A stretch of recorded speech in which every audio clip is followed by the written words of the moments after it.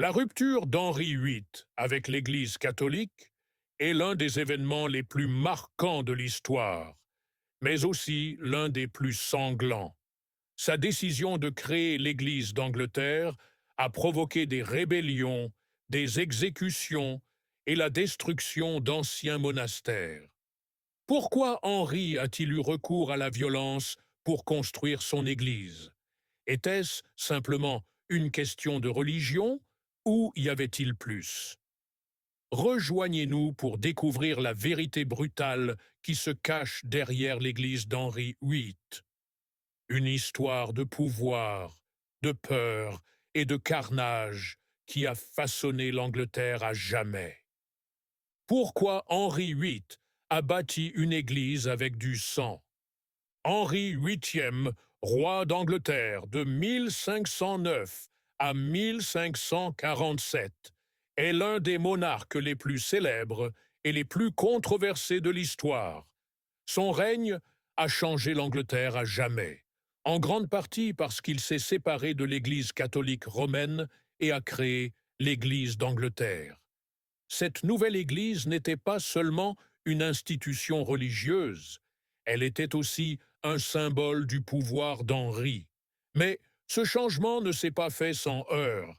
La création de l'Église d'Angleterre par Henri VIII a été marquée par la violence, la peur et le carnage. Cet essai explore les raisons pour lesquelles la création d'une nouvelle Église par Henri VIII a été si sanglante. Ambition politique, conflits religieux, obsession personnelle et contrôle impitoyable. La rupture avec Rome, le désir personnel d'un roi. Au cœur de la décision d'Henri VIII de créer l'Église d'Angleterre se trouvait son désir désespéré d'avoir un héritier mâle. Sa première épouse, Catherine d'Aragon, ne lui avait pas donné de fils survivant, seulement une fille, Marie. Henri voulait un fils pour consolider la dynastie des Tudors et empêcher l'Angleterre de sombrer dans la guerre civile après sa mort. Henri demanda au pape d'annuler son mariage avec Catherine afin de pouvoir épouser Anne Boleyn, espérant qu'elle lui donnerait un fils. Face au refus du pape, Henri, furieux, décida de prendre les choses en main.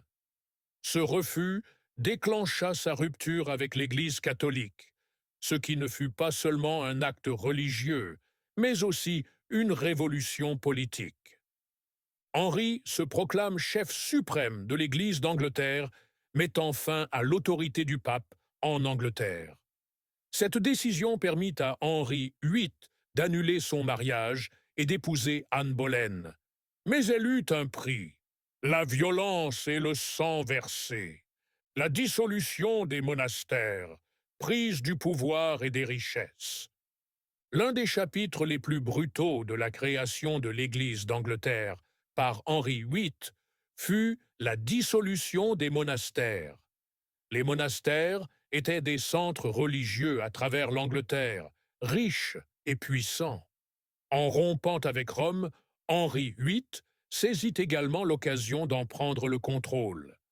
Entre 1536 et 1541, les agents d'Henri VIII fermèrent des centaines de monastères, d'abbayes et de couvents.